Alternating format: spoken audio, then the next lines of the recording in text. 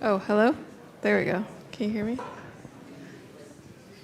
If folks want to start gathering and finding a seat, I think we're going to get started here soon.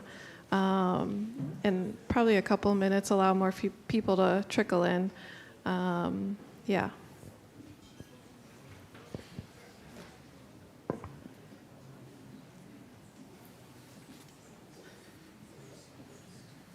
Calling the order. Made everybody quiet.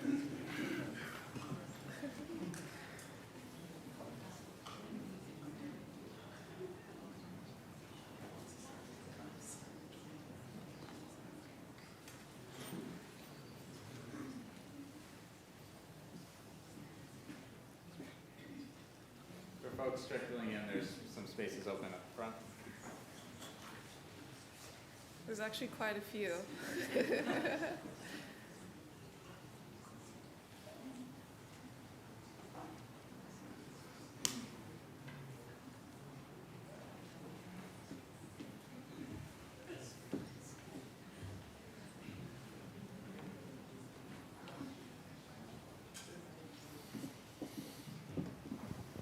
All right, everyone, we're going to go ahead and get started. My name is Jack Halsey, and I am with Oswego Lake Watershed Council. I'm our executive director.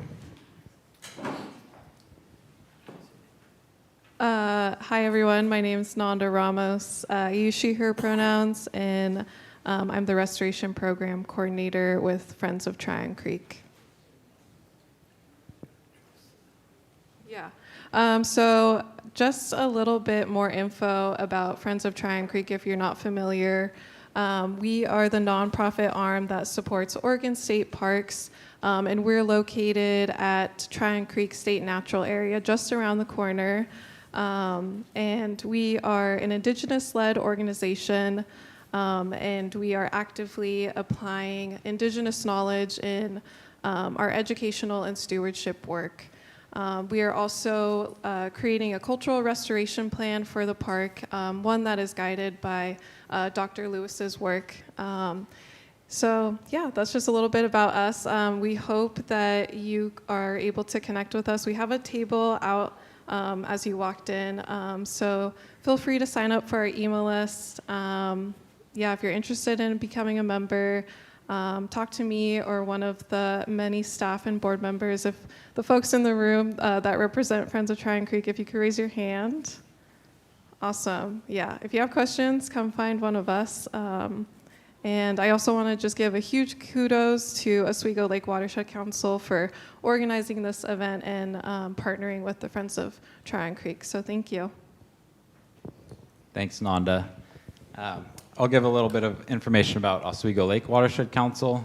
So we are a local nonprofit organization, and we work to improve the health of the land and water in the watersheds within Lake Oswego. And so we do habitat restoration. We work with community partners and our local schools as well to revitalize native vegetation. And one of the exciting things we're starting to work on a little bit is working on projects that have beaver activity, which I know David's talk will touch on the importance of beavers in restoring hydrologic function in some of our land here. So excited to have everyone here with us today and appreciate all of the support from the volunteers and community partners that helped make this happen, as well as the individual donors that support our organization and Friends of Tryon Creek and make community events like this possible.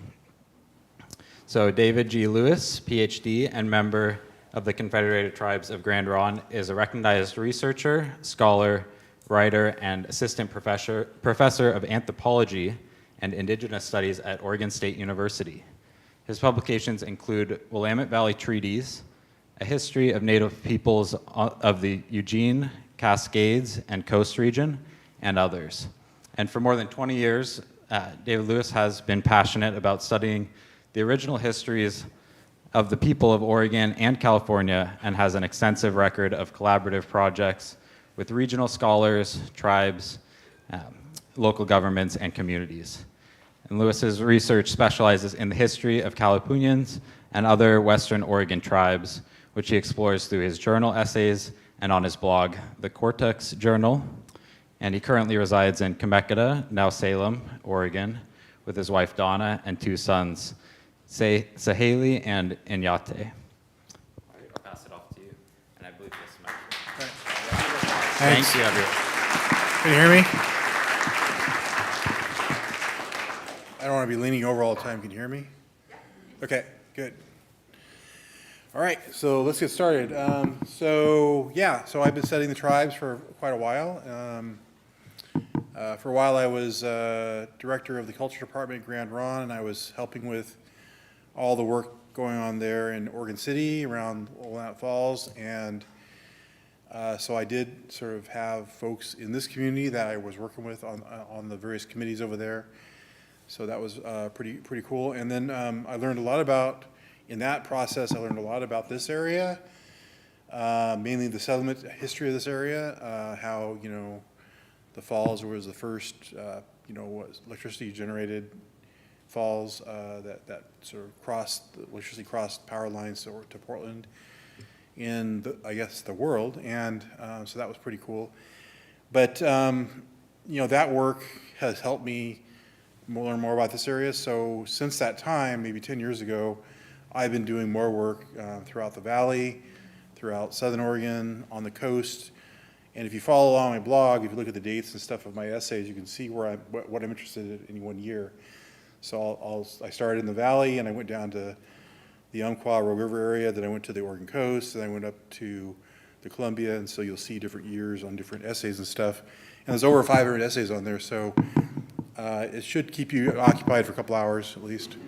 So, yeah, I know it keeps me occupied just trying to fix all the grammatical mistakes in there, but because I don't have a staff of people doing it with me, I'm just doing it, and so I make a lot of mistakes. But so part of the story of this book, this project, was me knowing that I probably should do a book on Native peoples of Western Oregon, and realizing that the content on the blog are kind of like first drafts of chapters in a book. And so that's kind of what I conceived of it as, and I kept on working on it. And so a lot of times the book chapters are basically amalgamations for the blog itself. So you can see all my mistakes if you look far enough back. So here's the book, very pretty cover. I have a lot of Native friends in the area, as you can imagine. Members of the artistic community, like Greg Robinson from the Chinook Nation, is a pretty good friend. He allowed me to use whatever image I wanted from his repertoire. And so I chose this one because I thought it had a really nice look, very pristine, kind of almost a rolling hills look, which was the valley, and had longhouses, so that's pretty nice. So very nice, pretty image. And then after I picked it, and the press loved it, I went to, and the book's been published, and I went to bookstores, and I realized it actually stands out quite a bit. Because if you go into the history section of most bookstores, most books are like gray or black or some sort of depressing color. And so this is actually pretty bright. It's like orange spine and really super bright. So it really stands out. That's nice. So it was published on November 14th, and the first run sold out in 3 weeks. The second run is also sold out. I heard yesterday it sold out. So they're on the third run. Hopefully that comes in soon so I can sell more books. So here's how it kind of lays out. Here's the chapters. I kind of go somewhat historically in the chapters from the earliest history to, not necessarily the present, but into the 20th century. And then I sometimes chapters roll over on top of each other, goes back over the subject again, because you can look at things from different angles, whether it's epidemiology or settler history or, removal to reservations or all that stuff. So that's all interrelated. It's hard to sort of separate it at times. So I addressed mainly the Kalapuya and Molalla peoples and Clackamas of Western Oregon, because they're all in the Willamette Valley. But I do take little journeys into other tribes as well, because I find it was, after I did a lot of research, I found it was really difficult to limit myself only to one area. The Indian policy and federal actions in all throughout the West affected Grand Ronde. And so if there was a war, like in the South, like at River Indian Wars, that absolutely caused Indian agents in the North to bring the people into the reservation to save them from further attacks and things. So that's something to be said, because that's what I say in the book. And so I do find that when I think back on my time at Grand Ronde as the cultural director, that I was somewhat limited because I was only looking at Grand Ronde history, and then I should have been looking at the rest of the history of Western Oregon to sort of understand more completely what was going on in the last 200 years. So I really focused mainly on the colonization era, continued colonization efforts concentrated on at the Grand Ronde Indian Reservation. So the peoples, as they were being settled upon, various policies in effect, the British were here, the Americans were here, and then settlement, treaties, removal to the reservation, all the reasons for that, and then what happened on the reservation, which I find in most history books they don't really address really well. They don't really address what happened to Native people when they got to the reservation, even though it seemed awesome because they didn't have to pay taxes, right? So that would be an awesome thing to have or not have. It wasn't a great place to live. It was really poorly supported, poorly funded, poorly administered. Most of the administrators didn't know anything about Native people, and they took advantage of Native people in some way. Either they stole their food, or they stole their textbooks from the schools, or they misused the funds in some way. And so there's all that history as well. And so I probably will do more with that later on, with more books, more projects, more essays, but for now, you have my book and my essay, my blog site. So why I wrote this is, I grew up in Oregon, mainly in Salem, mostly in Salem, and went to McKay High School.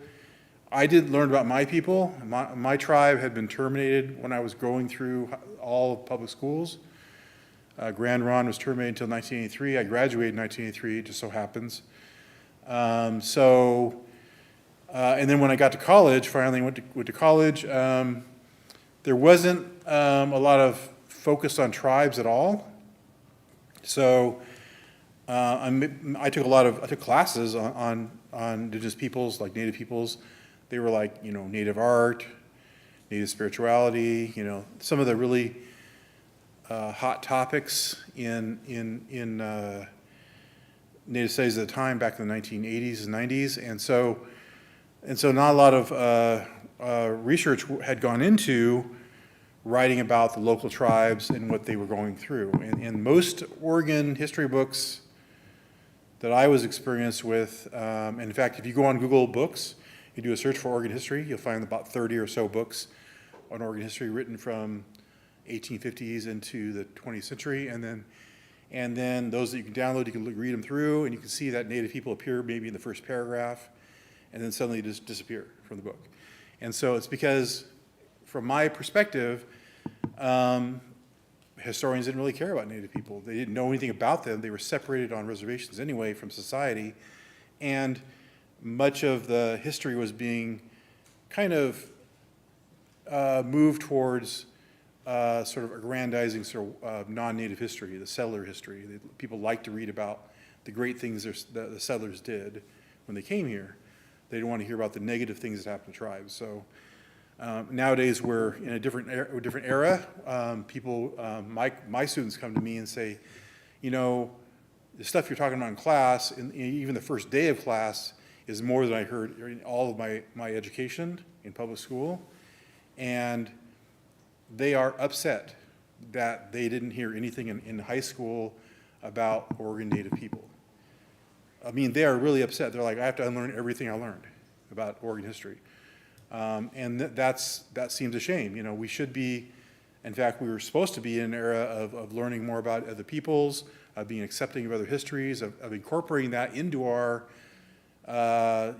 public schools, and yet that's not really happening yet because either funding problems or, folks in the school district don't want it, or there's political pressure to not have that in schools. And so we should absolutely be offering that. In fact, the state has SB 13. It's been in effect for 10 years.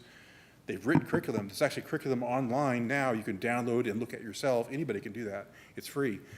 And yet there are very few schools offering that curriculum in school right now, even today, because they just don't have the money. They don't have the money, they don't have the time, and most teachers are not taught how to teach native studies or indigenous studies. That's not part of what you go to school for when you go get your education degree, so you can teach in a school. So there's all these practical problems and all these sort of things that we need to sort of fix about the system in order to allow this sort of more diverse history in our school systems. And I thought that maybe, because of what I know from my research, that maybe folks could then use my book for curriculum in school, as a reading source in school, not just as stories, oral histories, but as actual teaching tool, which is what teachers actually need. In fact, in the last 10 years of running my blog, writing up essays, and sometimes I would be really, kind of didn't have really good jobs at the time for a while. I worked part-time at, colleges and things, and so I would do a lot of research, a lot of writing, and I was writing 70, 80 essays a year at times, based on putting together all these histories, and I was getting all these responses from teachers from every level saying they're absolutely losing my essays in their classroom because there's nothing else out there like it. So I think I absolutely know that's going to be used for education at some point at various levels. And it's actually written at a more common language. It's not really heavily academic, so that really anybody can get into it. You don't have to have a knowledge of anthropology to necessarily get into it. And it's written for, this sort of crux between high school, college, so hopefully it becomes a more common text. It's actually very large print, which I was very surprised when I first saw it, so you might be very happy about that. Some of you here may have a few eyesight problems. I know I do, but I don't know if I'm going to read this whole thing. I think I basically said what it says here. Early on, when the press saw the first manuscript with stories in it, which needed to be sort of fixed really, like typos and whatnot, so they asked me to write up like a personal perspective of going through that history myself. Because it's not just everybody else, like 99% of society that's learning about this stuff for the first time. I was actually learning about some of these things for the first time as well, because I had been through the same school system as many of you, and so I didn't learn much about the really detailed histories until much later, and so I'm discovering things that even people at the tribe don't know, that other scholars didn't know about. I've discovered things like new pages to a treaty, nobody knew about the temporary encampments in the valley. I mean, these are all new things that we didn't know much about at all, and I've been finding all kinds of records like this. And so what does it mean then as a Native person to encounter your own history for the first time, maybe the first of my generation to do so? And so I did write that up, and I'll read this piece to you. I didn't realize that our lifestyle was a result of our family being Native. There was no inherited wealth in the family at all. We held on desperately to a small 1/4 acre piece of property acquired with the GI Bill because we had nothing else. The irony is that our property in Salem was within the original Santiam Kalapuyan territory, one of the tribes I'm descendant from, yet we struggled to maintain a normal life only a few generations after our lands were taken away. And our people have lived in Oregon for more than 10,000 years and lived well off the land, yet a short period of time in the 1850s we lost all of our rights to future wealth for generations to come. At some level, we continue to relive that loss with each new generation. I mean, that's one of those personal encounters. So some of the meat of the book, so I get into, what caused decline. There's a lot of like misinformation out there that we had a lot of war. In fact, at the time I was writing this, there was actually somebody up, I don't know, in Portland or something, that was saying, well, there was all these wars that were unrecorded on the Columbia, that's why all the tribes disappeared. Now, I haven't found that to be the case. There weren't a lot of wars on the Columbia. There were some wars like in the more eastern sector where there was some massacre, but it wasn't like a mass extinction of people because of any kind of war. What we do find, though, is the epidemics. So the malarial epidemic caused the greatest change in tribal cultures. Tribal life was changed, and many tribes collapsed. Previously powerful tribes disappeared. New confederations rose, and immigrants from neighboring tribes and the United States filled in empty spaces. Still, the remaining powerful tribes maintain their claims to their traditional lands, and these are reflected in the treaties of the 1850s. Early American settlers recorded the decline through letters and journals, and anthropologists recorded the remaining vastly changed tribal cultures that were quickly disappearing, and further decline on the reservation due to settler-borne stresses. So anthropologists didn't actually get busy doing their work in a kind of a scientific way until the 1870s, 1880s. So anthropology itself was a very young science. And so by that time, tribes had already been on the reservation for some 30 years. So there's this criticism of like Franz Boas and his generation of really kind of looking back only at the memory culture of tribes at that time, not really collecting the information about what was happening on the reservation at that moment when they were in the midst of assimilation, all these stresses from Indian policy and American laws and trying to get citizenship, all that stuff. That was not really well recorded unless you look at federal records. So anyway, that's so sometimes what we only have is we have settler records, settler journal accounts. A few explorers like David Douglas talked about the tribes, so we have those, but we don't have really good sort of scientific, investigations of the 1850s or 1840s at all. So settler histories, so I record a lot of settler histories of changes to the Willamette Valley. The settlement of the Oregon Territory changed the environment for Native peoples. As the valley floor was changed and the native plants eliminated, starvation among the Calipuians who depended on the annual harvesting of these plants for their regular seasonal rounds was significant. When settlers arrived in the region, they were encroaching and claiming native tribal lands as their own. They hunted out the game, plowed and fenced the prairies. These are primary resourceful lands where the tribes dug roots, gathered wild grains and berries, and hunted. The settlers' farming, ranching, and fencing the land caused changes that made life hard for the tribes. Plowing fields destroyed natural food plants like camas and yampa, and livestock like hogs rooted out tubers and roots while cattle caused erosion. So the tribes were actually going through kind of a apocalyptic period in the 1850s. All the land was taken over by settlers in the valley.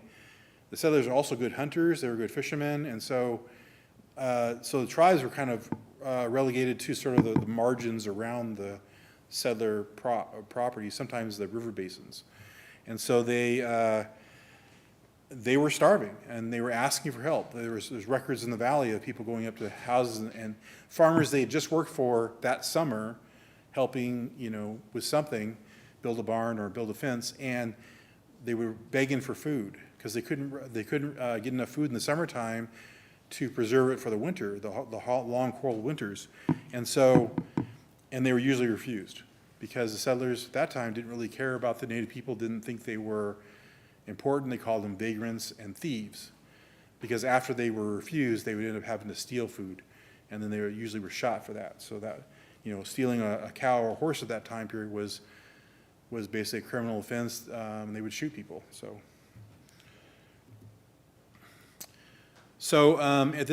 they were tribes were being moved onto the reservations, mainly to save them from further aggression from settlers.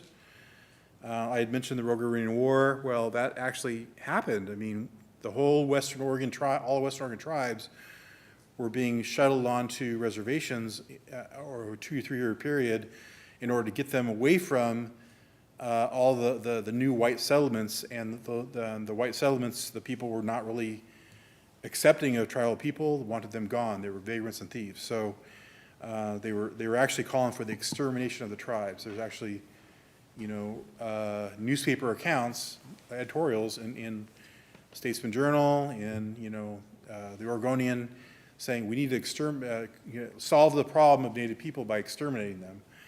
Well, the federal government wasn't willing to go that far, so they decided to sort of move them instead onto reservations away from the settler towns. But to do so, they had to kind of convince people to move. Even though sometimes people signed treaties and said they would move, they still didn't want to leave their land where they'd been living for some 10,000 years. They didn't want to leave they said they didn't want to leave the graves of their fathers behind. So many Native people stated they did not get what they wanted, what they were promised. The many stories of broken promises of the federal government to the tribes are always related to what the tribes were promised to induce them to move to the reservation. The treaties included promises of food, housing, and services, but in the final year, the agents made additional verbal promises. Many of them promises were not documented in the treaties, but were stated during meetings with the tribes. These promises became part of the oral history, record of the tribes, and were passed through tribal descendants to the present. So there's actually records from 1880s, 1930s, 1970s of Native people, generations outside of the original promises for removal, that said, well, Palmer promised us, who was the Indian agent, Joel Palmer promised us we would be paid for our land if we moved to the reservation. We never got that. And so I saw these transcriptions of records in all these different hearings, and so people were passing this on as an oral history. They're saying that we were promised this by the federal government. And that has led some tribes to being restored as sovereign peoples, like the Confederate tribes of the Coos, Lower Umpqua, Siuslaw. They absolutely had that promise as part of their record, a part of their oral history, and they carried it forward. They got restored as a tribe, and partially paid. They never were fully paid for Coos Bay, but partially paid. So, like I mentioned, conditions on the reservations were bad. They were promised in treaties that were ratified, so they were considered law of the land. They would get land. Well, when they got to the reservation. So when people got there, there was about 1,200 people, and a Grand Ronde reservation size was 60,000 acres, plenty of land.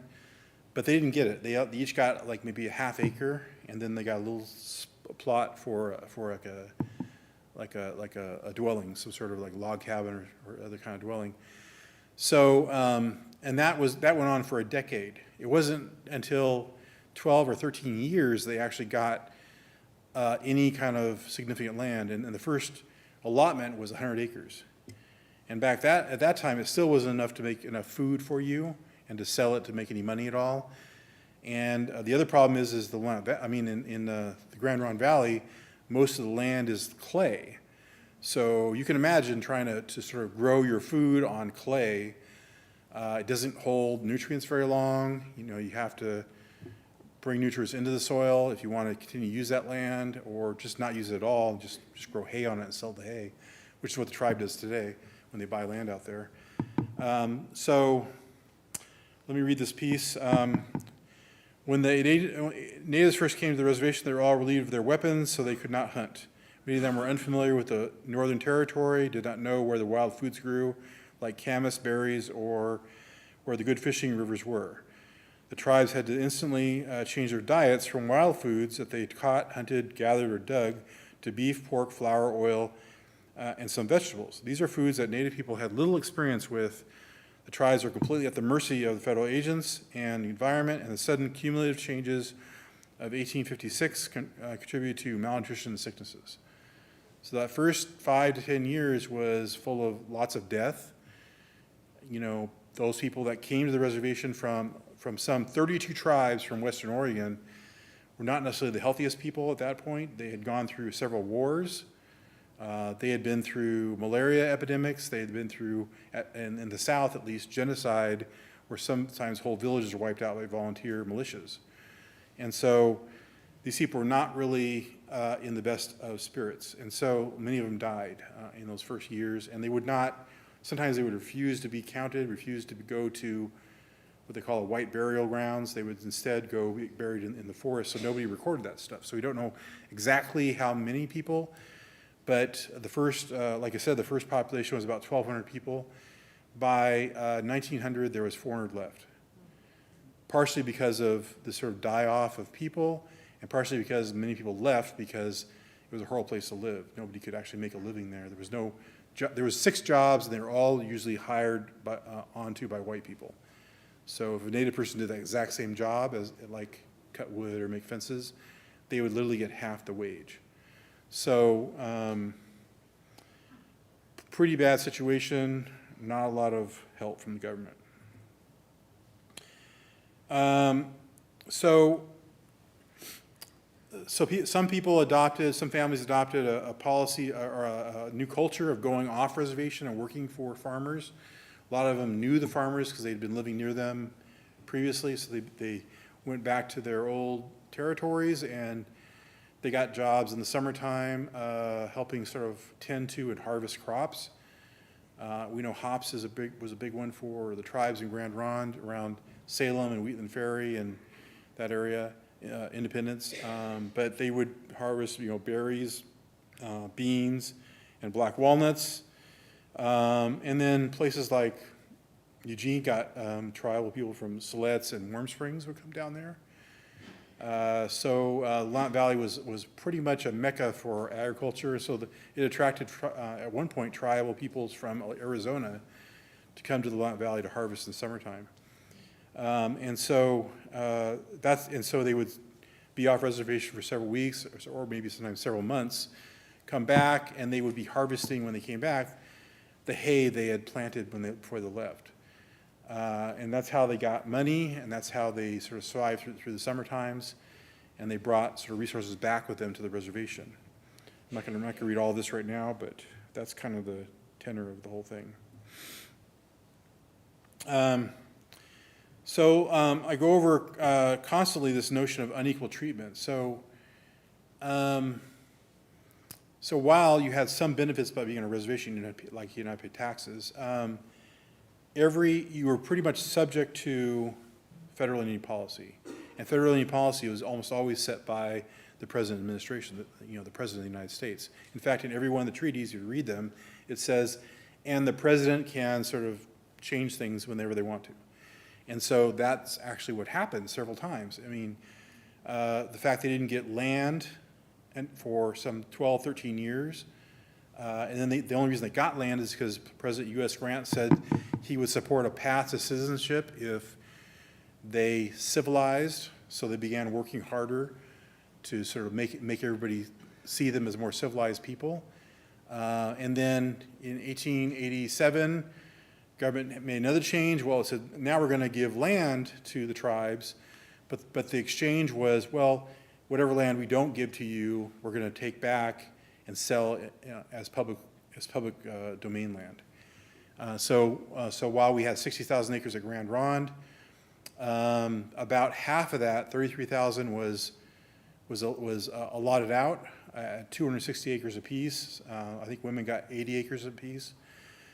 But so the rest of it was sold. By 1907, they were making deals to sell the rest of the Grand Ronde Reservation.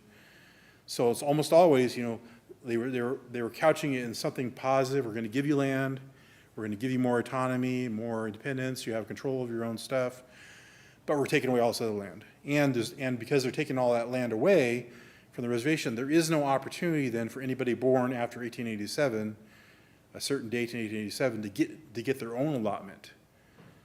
So that was a big problem. It wasn't until the 1940s that they decided to create a whole new allotment system again, but there wasn't a lot of land at that point. And there's all these little. I brought in some transcribed meetings with the chiefs in the book. Here's a meeting in Salem. The chiefs of the reservation pushed back against Bruno's words, and Bruno was talking about, all the people at the reservation need to go to white doctors and stop drinking and stop gambling. So he saw chiefs of the reservation push back against Bruno's words, citing they had been taught to drink by whites, and everybody seemed to be drinking and gambling anyway, so why stop? They wanted equal treatment. They explained how poor everything was on the reservation, that they had no resources, and the promises of land sales and treaty making had not worked. They were still poor while the whites got rich. They revealed that the white Indian agents were not following the laws, that the United States was not appropriately following their agreements, and the treaties of giving allotments and funding for the needs of the reservation. So, yeah, so they were being constantly told to assimilate further, but they were saying, well, you guys aren't living like you say we're supposed to be living in a civilized manner. And civilization back at that time, I keep on constantly saying that, but it meant something different than today.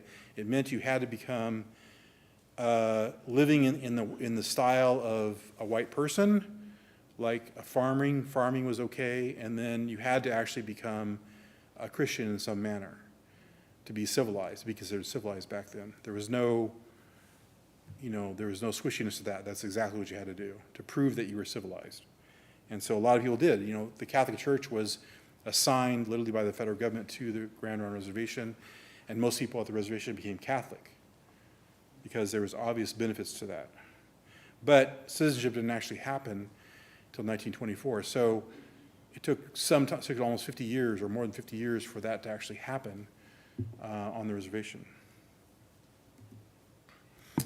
So constant impoverishment. So as federal Indian law was changed, Indian policy was changed, almost every change caused in some way loss or impoverishment on the reservation, whether it was loss of land or loss of rights. Even in the time period where they called termination, where they said, they were actually saying into the newspaper, they were saying, okay, by terminating you, we're going to make you equal citizens of the United States because we're righting a wrong. You guys are treated poorly, you've been treated poorly for 100 years, we know that. So what we're going to do is free you from all that poor treatment, from having to live at the reservation. But by doing so, they didn't tell everybody they're going to lose all their rights as Native peoples. They're losing all the rights to the treaties, all the fishing and hunting rights they get.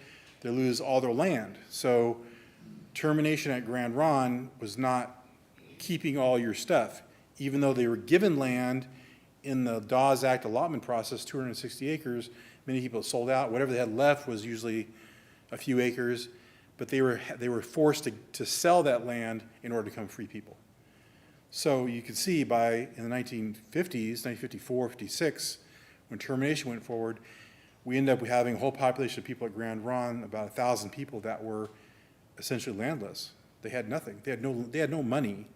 They didn't know the systems. They didn't know how to pay taxes. They didn't know any of this stuff. They were told to go live in the city now, all of a sudden. And so they become like new immigrants in the United States on their own land. It's very weird, but that's what happened. I have a whole dissertation about that if you want to read more. It's online. Just saying.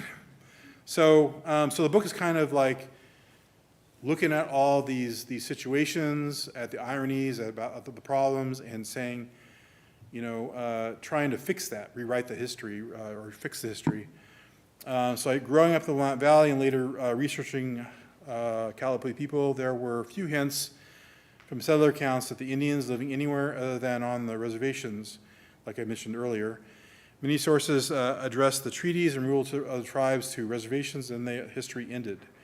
Alternative history shows that Native people, even if they had homes on the reservations, had roles to play off-reservation as laborers or sometimes symbols of American Indian spirit as they adapt to American society. History shows that many Native individuals accepted on their own terms the changing culture, learned to adapt and adapted well, and learned to survive and adapted well, while also finding ways to continue their culture and heritage. Many of these people, however, were exploited in some fashion for their labor due to the lack of citizenship and therefore lack of protections and rights in society. Really big problem. So that's kind of the end of the book piece. And I usually allow I'll usually go into more of my current research, which I kind of hint at in the book, and this sort of carries a little bit further. And I call it Reconstructing Traditional Environments of the Willamette Valley. I'm looking now kind of beyond ethnographic records, because I'm at the sort of end of all that. I mean, I'll always go back there and I'll pull new stuff out, but I know where all that stuff is, and I've actually used it pretty extensively already. So now I'm looking at is the other record. And the other record of tribal culture and society is the environment itself, is the valley itself. The valley, in sort of anthropological terms, and you've probably heard this in your Anthropology 101 classes, right? There's this theory that, well, Native people shape the environment by their culture, by their actions and things. Well, the environment itself actually shapes Native culture as well. That's the other part of that. And so this is the other part of that I'm looking at now. I need to show you that again. So some records I got somewhat recently are these records from the U.S. Exploring Corps, what's called the Wilkes Expedition from 1841. I got some journals from these guys. The journals have a lot of detail in them, way more than you find in the actual published Wilkes Expeditionary Journals, which are about, I think it's 5 or 6 books. So much detail that you can actually see the Native culture at play. And I don't think Wilkes actually looked at these journals. They've never been published. They're from Eastern Archives, but for whatever reason, they've never been published. It's pretty crazy. So a couple of accounts here, journal entries from George Emmons and James Dana, who were on the Southern Expedition down the valley, talk about seeing this whole prairie landscape all burnt. And they could see smoke curling in the distance, like south of them, because they're headed south. And that was pretty interesting, because they're there exactly at the right time when the Calapooians are setting fire to the valley. The tar weed's probably being burned out. They're collecting wild seeds. This expedition, they would actually camp on the prairie, out kind of in the open, with their horses, and every night their horses would disappear. They would take off. Because that burnt landscape gave no forage for the horses. So they're looking for food. So they literally have to send out scouts every morning to find the horses. It would take a half day to a day to find the horses, because they're out in some thicket somewhere by a creek eating what they can. So these people are actually walking down through the prairie, through the Willamette Valley, not even using their horses to travel because they can't. So those are signs of what was going on. You mean the horses couldn't even eat. There was not, so the extent of that prairie, that burn was pretty good. A couple days later, there was some rainstorms, and then in September they record at around the Long Tom River this kind of swale, 80 feet in width, 3/4 of a mile in length, and about a foot deep. So the two accounts together give you the dimensions. So it's this giant wet swale out there, and this put up a light bulb in my head, and it's like, wait, maybe this is the original environment of the valley, this sort of wet, swaley valley where the rivers were more braided, where there was much slower water, and the water didn't go away fast into the rivers, and it just stuck around in these swales until it gradually either evaporated or flowed out to the rivers and the creeks. Because they're recording that. That's exactly what they're recording, Eld and Emmons here in 1841, and the same day. And they called it Lake Lamali, and it looks like it's the name that approximates the Long Tom or the Chellumela tribe down there. That's pretty interesting. So I began thinking about my other research into the origins of what happened to some of the lakes in the Willamette Valley, Lake Labiche and Wapato Lake. But let me show you some pictures first. So here is some lakes I found just looking through some sort of swaley areas, wetland areas I found looking through the GLO maps. The General Land Office maps are online. You can get into them. Anybody can get into them for free. And you can see this area called a wet camas prairie, which I created on 2 maps here, side by side, where it is today. It's out by Rickreall, kind of near Basket Slough, right? Basket Slough is right there. But is this giant wetland area that went through the valley, and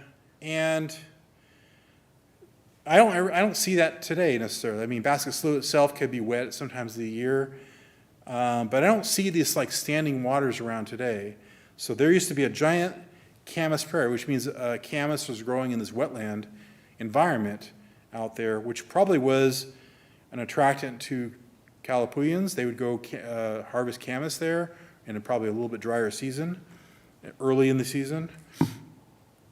So that's one. And then I began looking at more and more GLO maps and putting them on, our today's, Google Maps and things. Found on the left-hand side, we have this sort of miry swamp or slough. We have Lake Labiche itself was a big, long wetland area. And then there was a place called the Poison Lake out to the east of Lake Labiche. So these are all sort of swaley areas. I'm not sure why it's called Poison Lake. Who knows? And then out in on the right-hand side, the Tualatin map, out in the Tualatin Basin, there's these, coming out of the coast hills, there's all these swampy, swaley things. Pretty interesting. I mean, how much standing water there was throughout the year, how much wetland there was in Oregon in Western Oregon throughout the year. Here's one down south of Eugene, this giant swale that's so big that it's still there today. They never destroyed it. If you drive down south of Eugene, there's actually a sign post on I-5 that says Camas Swale. That's where it is. And so just huge, and this was so swaley that the early settlers didn't put up their houses in the middle of the swale. They put it up on the higher areas, the rolling hills, so they would not be in the middle of wetland when they were living. Pretty crazy. So let me go to Lake Labiche. So I was looking at Lake Labiche because I have some history there. I grew up in Northeast Salem. I went to Lake Labiche as a teenager and harvested, or not harvested, weeded out onion fields and things for about a week until I got pneumonia and couldn't do it, and I was very sad about that. So Lake Labiche in my lifetime has never been a lake. It's always been a dry bed of agriculture, and if you go by there, it's kind of by Chemaw Indian School and to the east of that, Hazel Green, that whole area. So, but if you look at the GLO maps, there's this lake complex in the middle, and then there's all these arms and legs of it that go outwards. And then if you look at records from the newspapers of farmers and their complaints about their area, they're putting their farms like right near the lake, right near this wet area. And they were very upset when in the rainstorms, when the rains came in the summertime, they're called freshets, it would expand and sort of drown out their crops and destroy their crops. And so they want to do something about that. It's like, how do we get rid of all this water? There's too much water here. We need arid land. We're farmers. And so they attracted this big land investor from California, the members of the Hayes family, Rutherford B. Hayes family, and they bought 1,000 acres at the lake and began, and they brought in a ditch witch, and they dug a trench all the way to the Willamette River, and that trench today is called Labiche Creek. It goes right through the center of Kaiser, Oregon. And then they built other drain fields into that ditch, and then eventually by 1918, they were able to completely drain out the lake. And the lake was described as having tens of thousands of animals in it, and lots of native plants, and I even found records of wapato there, which is a big food plant for the tribes. I don't doubt there was camas there, somewhere near there. So tribes of both sides, both the Chemektas on the south and the Chemawa people on the north, would have used the lake as a resource. And we have records from the Molalla to the east, who actually absolutely came to the lake and dug wapato there. So pretty amazing. Once they were able to get the lake drained out, the soil went from what was called really poor, worthless beaver soils. They call it beaver soils, I think, because they assume beavers created dams to create the lake. That may have been the case. They may have helped quite a bit, but I think it was just a wetland area. To this super valuable agricultural land, probably some of the most valuable land in Oregon today. And so they sold out, they bought low, sold out really, really high, 1,000 acres. They probably make millions on that. They took the land, and one of the brothers went down to, they took the money, and one of the brothers went down to Salem. They bought it, they put in a huge subdivision in Salem called Hayesville, you know, Hayes family. And then the other brother went with another farmer up to Lake LaBiche, and he did the same thing. He bought a bunch of acres on Wapito Lake, and they drained out, they dug a trench all the way to the north, to the nearest creek. They eventually put enough drain fields in to drain out Wapito Lake, and by 1935, the lake was completely drained. So this was a place that they had said was a good flyover area for birds. In fact, there was tens of thousands of canvasback ducks that would go there. And it was so popular as a lake, as a sporting area, that sort of like weekend warrior sportsmen from Portland would come down there and with their duck blinds and their rifles, or probably shotguns, and then shoot ducks in the lake from their duck blinds and leave the carcasses behind. And we know this because the farmers on the lake complained to the news, and they said that they keep on leaving their carcasses behind. It's make a big stink. So by 1935, that was gone. The ducks are gone. And by the way, there are no, as far as I know, big flights of canvasback ducks in the valley anymore. They're gone. I mean, their food source is gone. Their flyover's gone. So while there is an effort to bring back the lake, and they're replanting it today, because that valley just makes too much water. It's getting too expensive to keep the water out. They want to sort of remake the lake again, and the tribe is working on that. So that's Wapito right there. If you don't know what it is, that's not a picture from the lake, but so the greenery is what Wapito leaves are. They're called arrowleaf. And then we have these nice bulbs, which were called Indian potato back in the day. And they replaced the potato for a few years until farmers grew their own potatoes.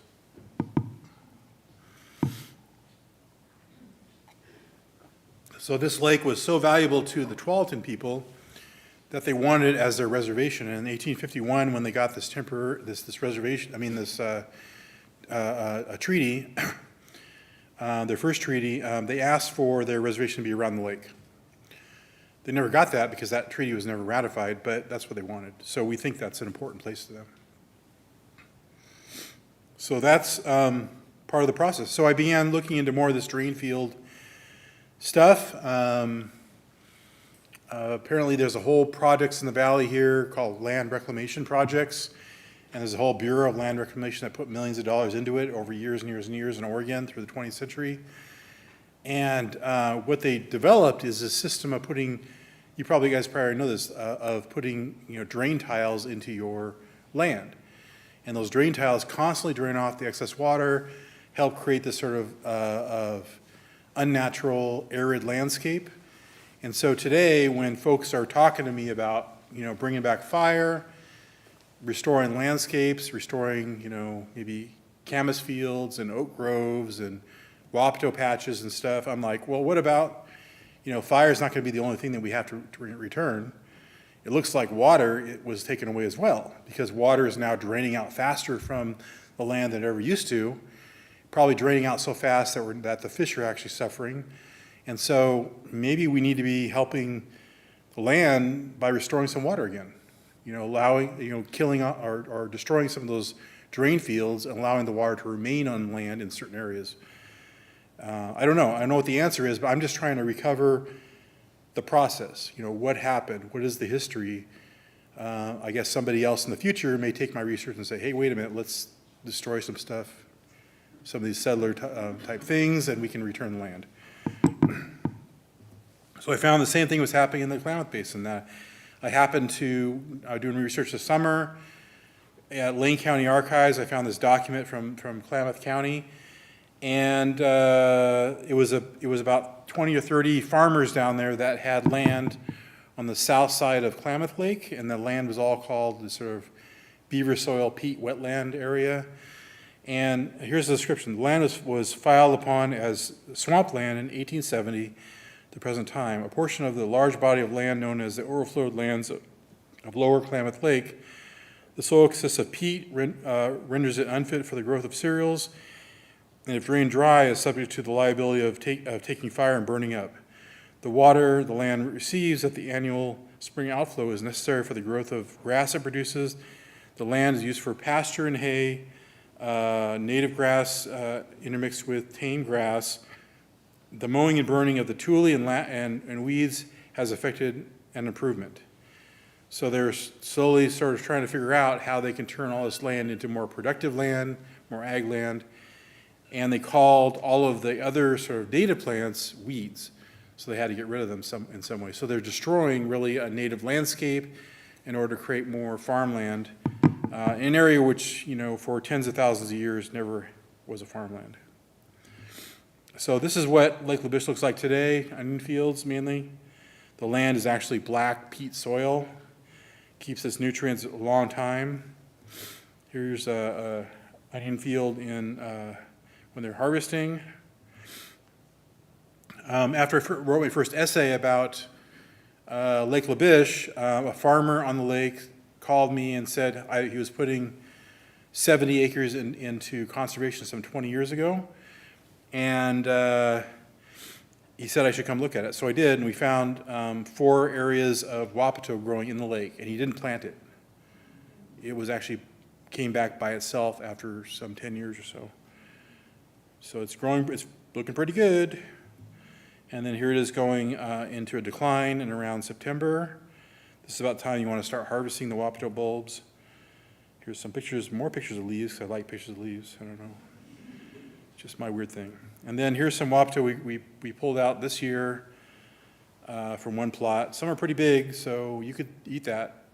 It's actually pretty good tasting. A lot of cultures around the world like the wapato, or their wapato they have different kinds around the world. Bunch of different ones.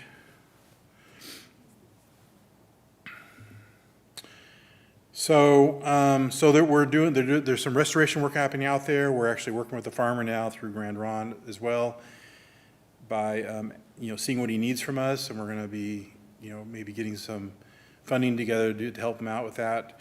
He hasn't brought back any sort of native seeds or native plants. Everything's been natural. He's got birds out there. I was out there a few weeks ago, and he's got like swans and everything else out there.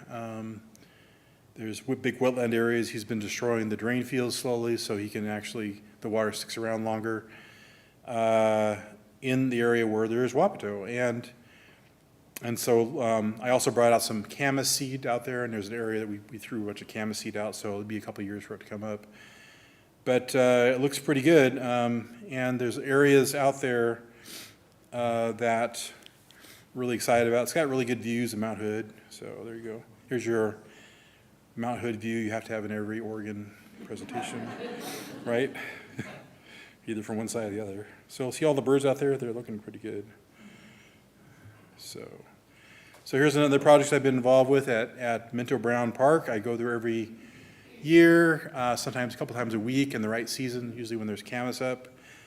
And then this is an area called Farm Field, and we see they have juncus out here. Juncus is the original plant the Californians would harvest to make baskets. They would almost use nothing else. And so, and here it is early May in 2002, or 2022.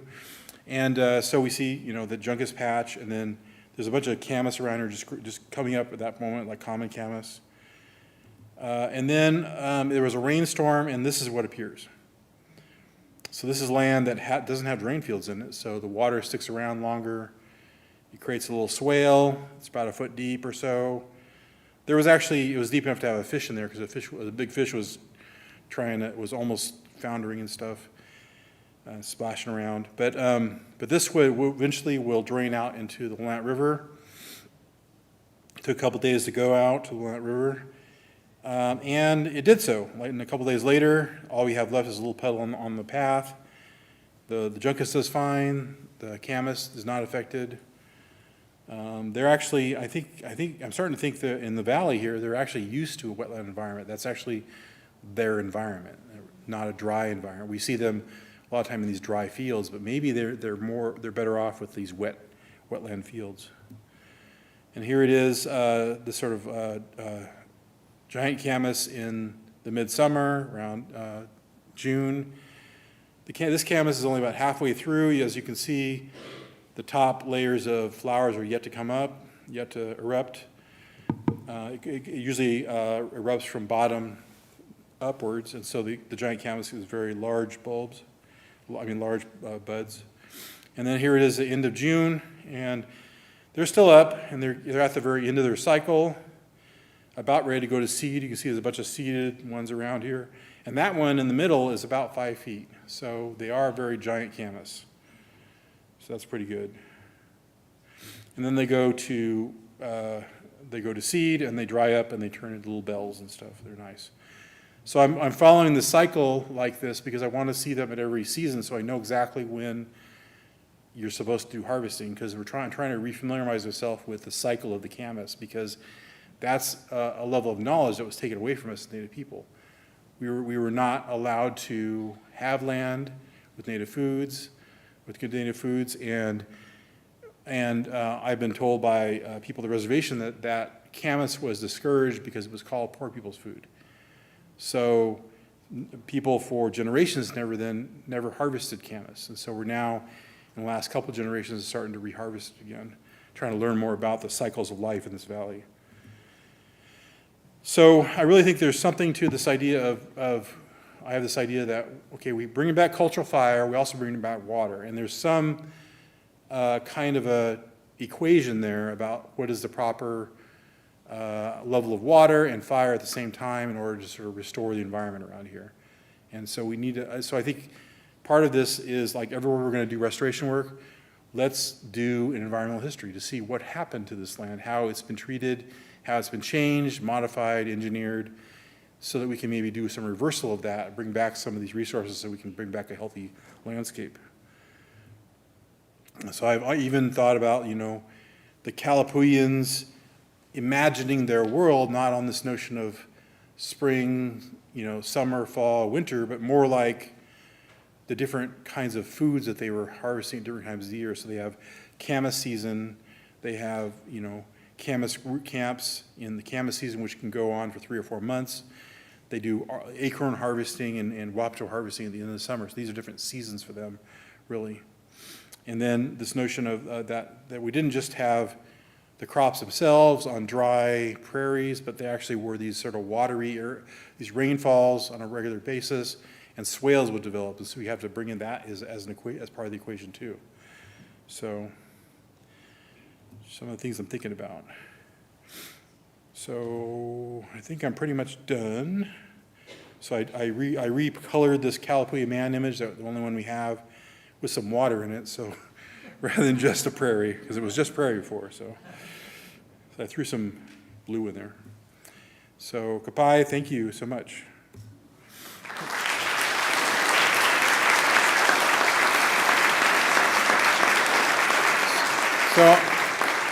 So I'll answer some questions now, and then afterwards, I'll be selling books out here at that little table out there. They're $25 a piece. I'll take cash and Venmo. If you give me a big enough sob story, I'll take a check. So, yeah. If you have a question, I'll bring the mic to you.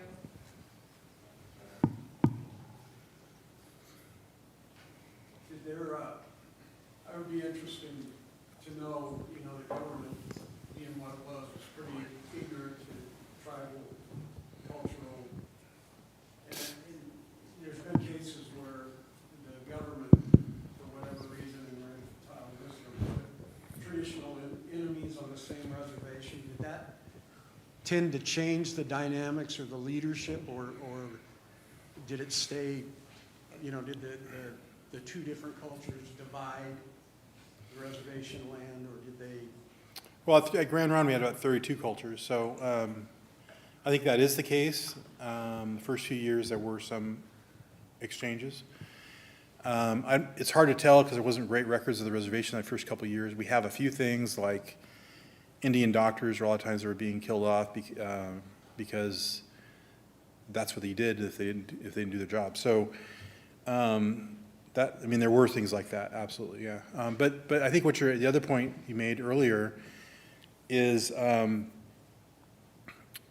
problem, one of the biggest problems, and I'm going to write more about this at some point, is the ignoring native knowledge for more than 200 years in this area, and longer for us for the East Coast, 500 years. And so, by ignoring native knowledge of the landscape about how things worked, it's put us in a situation where we have this massive catastrophic fire situation in our hills and mountains and forests, right? If people had listened to native people and believed they had knowledge about the land, we may not be in the situation. We maybe actually have been burning it all along and fixing that problem from the very beginning. But what does it do to our society to ignore indigenous knowledge for so long? And only now people are saying, hey, wait a minute, they knew something. So now we're suddenly behind the 8 ball, really. We're trying to figure out what Native people knew, how much they knew, when they knew it, and how does that sort of fit into our current area of sciences, which was left out for a long, long time, yeah. Thank you. Yeah.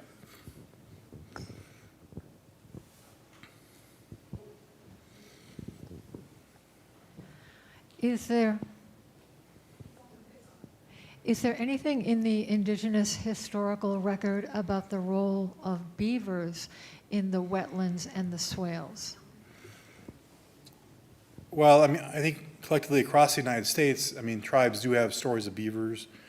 From what I've gathered from my research, they're considered almost human-like, and many tribes would leave them alone, even if there were fur traders in the area.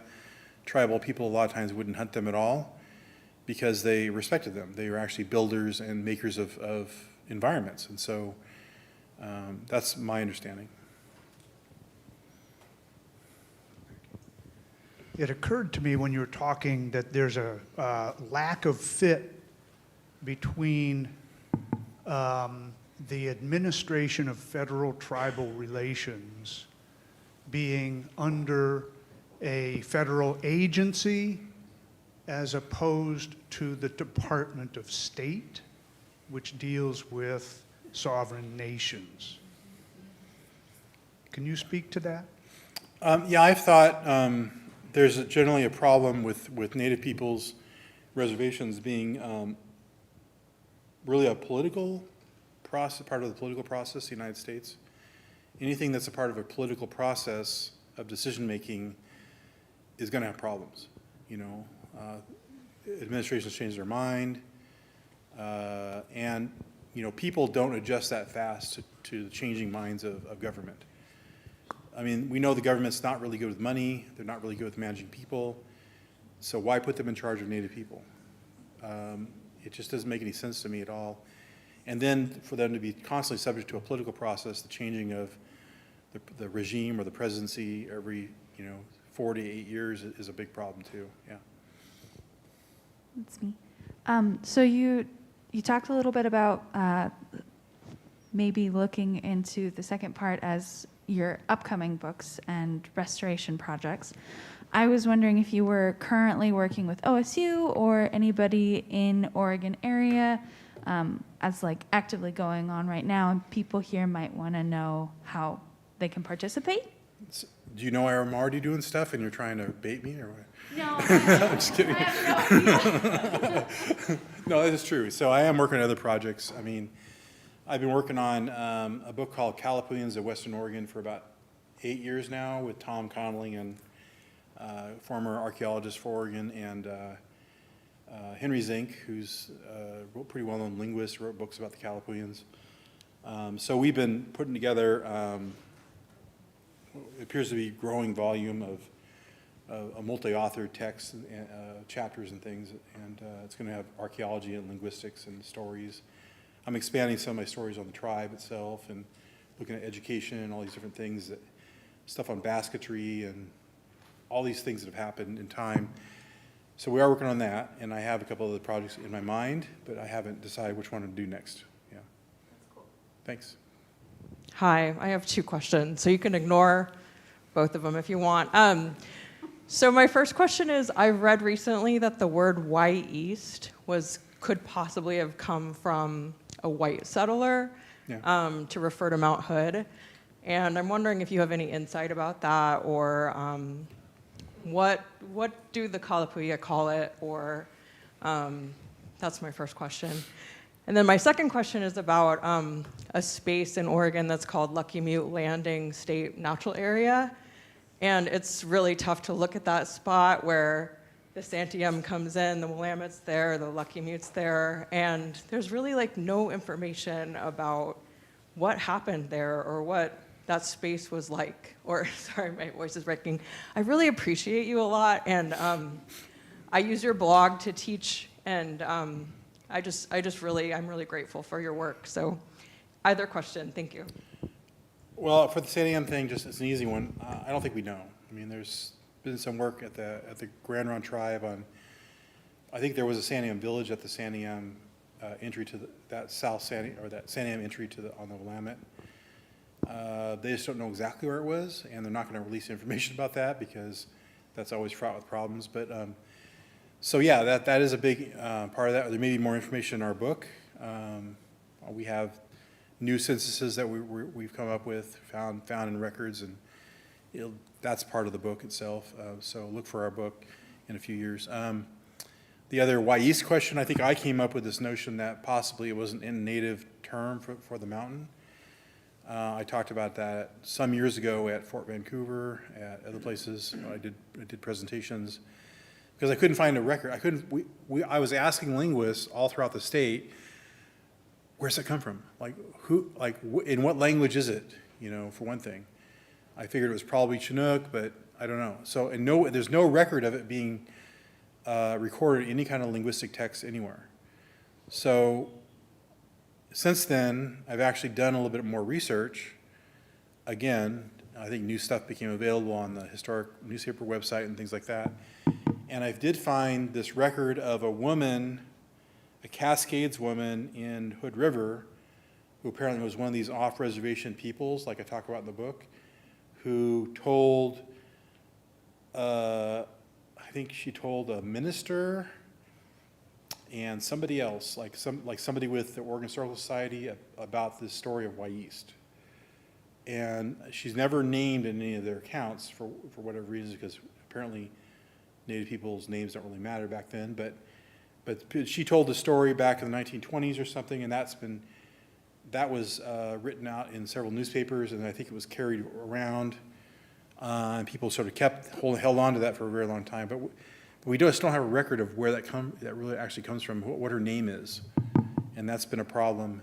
I'm kind of a scientist about this whole thing. I don't want to just believe.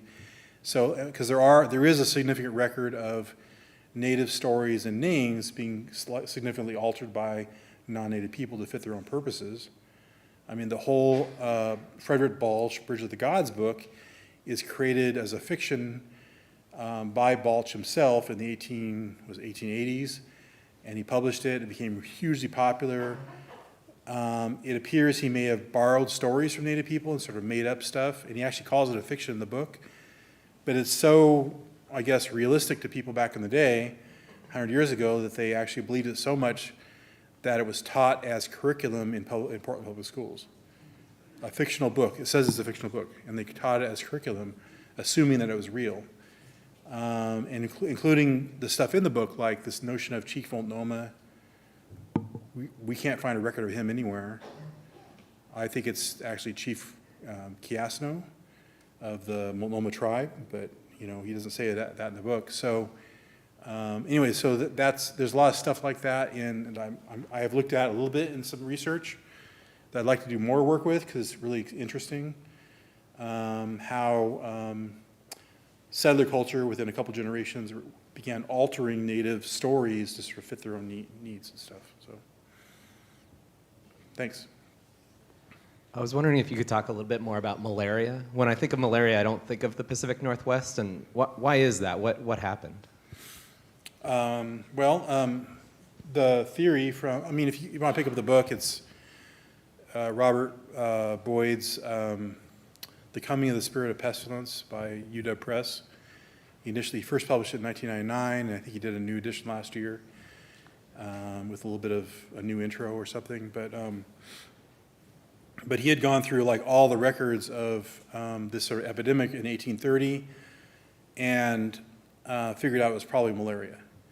And the way malaria would get to here, it's not, we know it's not a tropical area, so, and it comes up mainly in the tropics, these sort of the tropical, temperatures and stuff, is that members of like the fur trade companies or merchant marine that would travel around the world and stop in the tropical areas would probably get malaria by being bitten by a mosquito.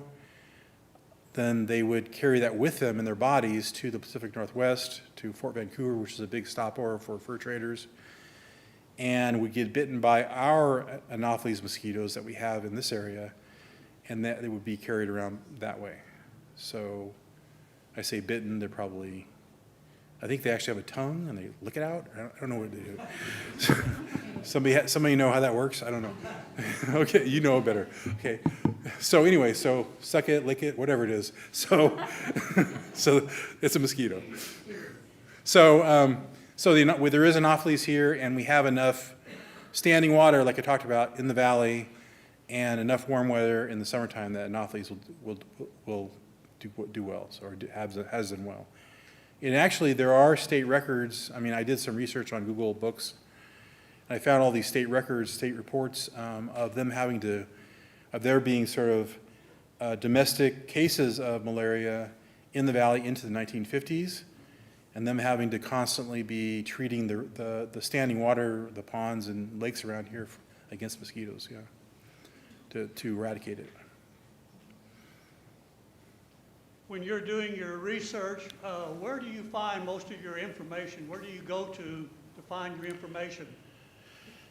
Well, I think a lot of it is federal records. I mean, I spent years going through the federal microfilm sets, and much of that is online now today. You can go onto the National Archives digital site, and you can get all of these microfilm they digitized. I think for a while I was using the University of Montana digital collections. They had that all there. There were also local sets of those, like at Willamette University, and I think Western had a set. So I'd go there and I'd make a PDF of letters and things.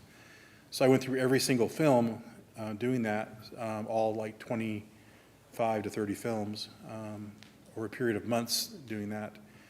So I now have thousands of letters collected from Oregon on my computer, literally. And so that, as well as going to all the local archives, some of the fairly well-known historians didn't go to local archives or didn't find what they were looking for in the local archives.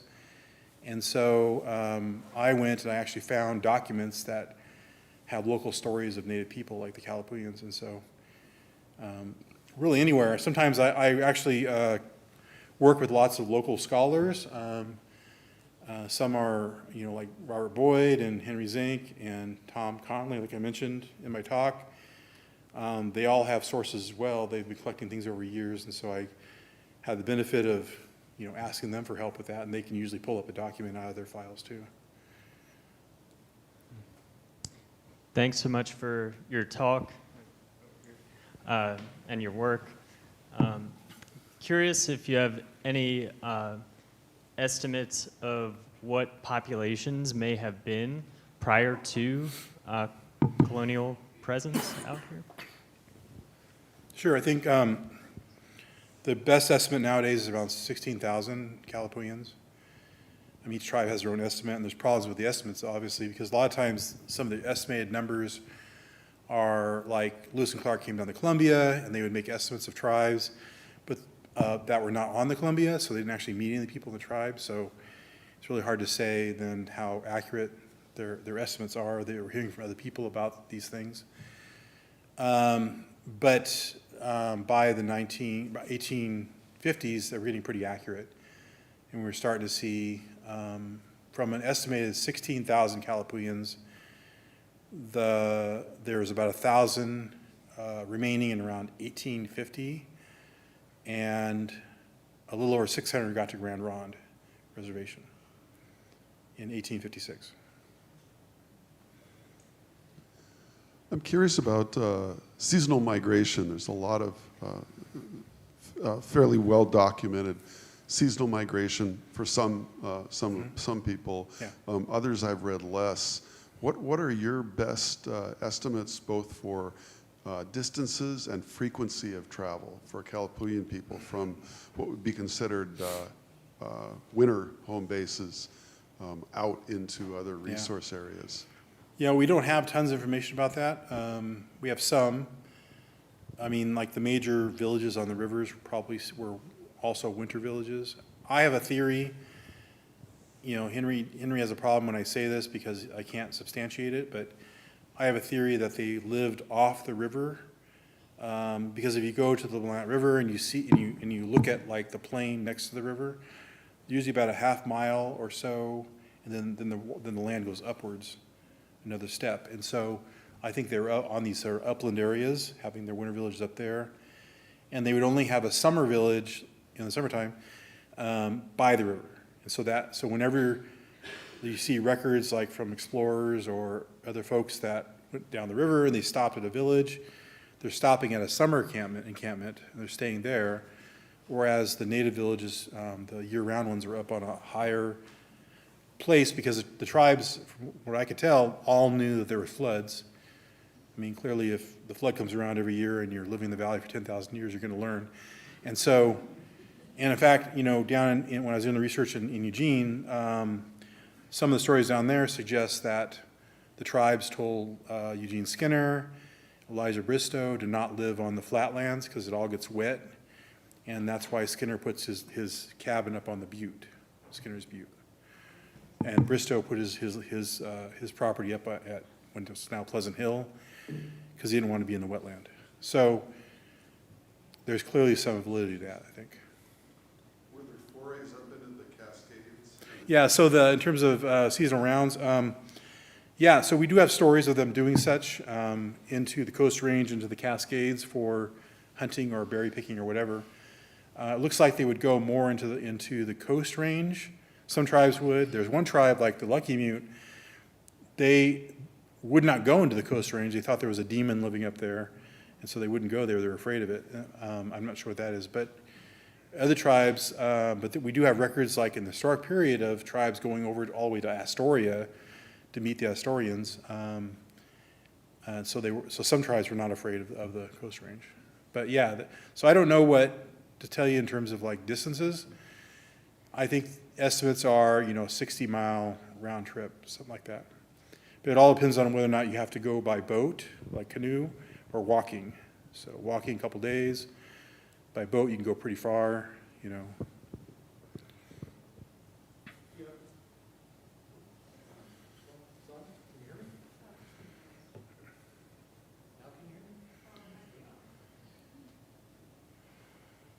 What? Yeah, anyway, that's a big field. And when they set something like that on fire, how did they keep it from going elsewhere? Or was it just kind of an area that kind of naturally would burn a certain way? I've driven through all this and I've just wondered, I've known for years that that's what the people who lived there used to do. And how did that, you see a controlled burn now and there's fire trucks out there and everything, and what'd they do back then? Well, I think, like I said, the burns normally almost always happen in the fall. So that's when the winter storms start to hit. So I think they would wait until there were a few of these sort of freshettes, or at least one, to dampen everything down. And so when you set fire, then that fire is not going to go very far. It'll just burn the top layer.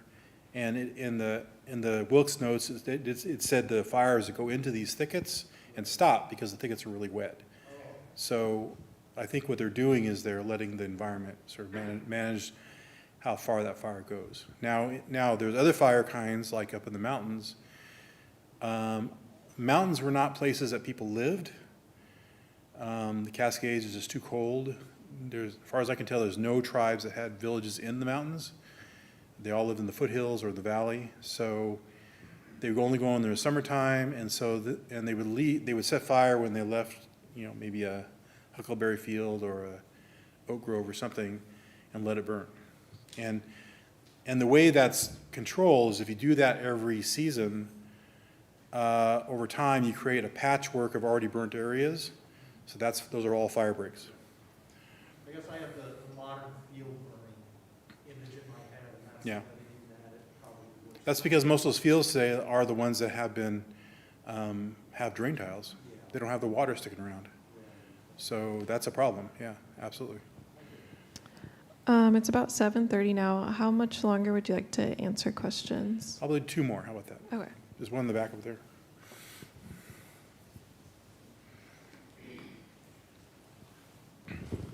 Professor Lewis, thanks for deepening our own history of the state of Oregon. And I think it acts as a leavening agent as we try to move from history to maybe doing things justly. But I'm going to put the empathy aside and ask a critical question. I'm trying to understand in light of current realities with Crimea, Ukraine. I think Americans are really trying to understand in terms of sovereignty with Israelis and Palestinians what that really means. And so I'm reading your book now, and I'm enjoying it. But in terms of sovereignty, in the 1850s, with 3.4 million acres in the valley, and your book says there were 1,000, Calapuyans in that valley. And I'm looking at our history. How do we defend anything in terms of land? Isn't that what the sovereignty is about? And we're applying a concept now back, 175 years ago. How do you interpret that, and how do you apply it in your own life right now to these realities where we use the concept, but really for justice, what's it mean? I guess I try not to. I do think there's this continued colonial spirit. I don't think we're out. People say we're in a post-colonial era. I don't think we really are. I think that the colonialism has changed. It's now become racism and discrimination. So it's just another way to discriminate against people because of something. And I think most wars, even the racism against Native peoples, the colonization, against blacks, against Asians, against anybody here, Latinos here in Oregon over the period of the last 200 years, there's almost always an economic factor to it. You disempower, you want to be the rich people, you disempower the other people over here. By disempowering them, they work for less wages, with less rights, and therefore you get more money. So it's really, for me, that's pretty simple. And thinking about it, it's probably a little more complex than that, but I'm not a world scholar, but almost always it seems to be there's this huge economic focus, like, Putin wanting the grain fields of Europe, and that appears to be the case. That area is a huge grain growing area of Europe, and so if he had that, he could actually not just control the oil supply, but control a big food source, and then we also have other resources available to him. So I know that's not a complete answer because I'm not an expert on Russian wars of dominance in Europe. Sorry. Sure. Hi. So I'm curious, I'm getting into habitat restoration work, and I'm curious about how that work can go forward without appropriating like traditional ecological practices, and if you could just speak to what those restoration projects need to look like and how they need to include human activity in order for them to be sustained, I guess, in this like vision for how they can be returned to a previous look, feel. I'm losing my words, but that's, yeah. Does that make sense? I think the strategy of reaching out to Native peoples and tribes early is a better way to go. I think a lot of, I mean, when I was director of culture at Grand Ron, I constantly was getting these requests from cities and organizations that were creating their oak savanna, a nice picturesque landscape they could walk through and take pictures, without asking us what to do. They just did it. And they would ask us to come along and look at it and say if we did a good job. And I called it rubber stamping. And I'm like, you know, okay, it will look nice in 50, 60 years because oaks grow slow, but what about all the other plants and animals and everything else? Have you thought about that? And so, I don't know if you've been to that Oak Park area of Wilsonville on the other side. They put all the oaks in straight rows. It's very weird. I'm not sure how that's going to be a savanna. It's going to be more like a oak row. So, I mean, those are the kind of things. You know, there's an area at Minto Brown 24 years ago where they planted a bunch of trees. They didn't intersperse them. They planted like cedars here and willows here. And I mean, they did this really weird thing where if you go down the path, you can see exactly different trees as you go. Like, and they didn't mix them up or anything. It's really odd. It's also very interesting because they planted them all at the same time, so the oaks are like this tall, and the willows are like taller than the building, you know. It's pretty cool, so anyway. Give a round of applause.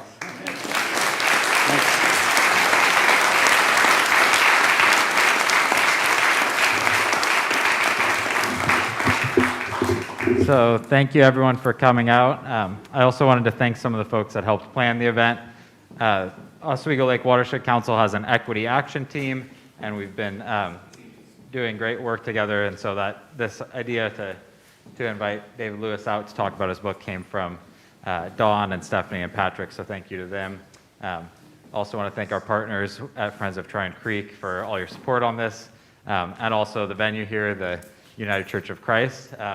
With all the enthusiasm and support for the event, we changed venues, and we were so excited that we didn't even let David Lewis know until he saw on Facebook. So thank you for your grace and for coming out and talking with us. It's somewhere in Lake Oswego, I know. Thanks, everyone. And buy a book.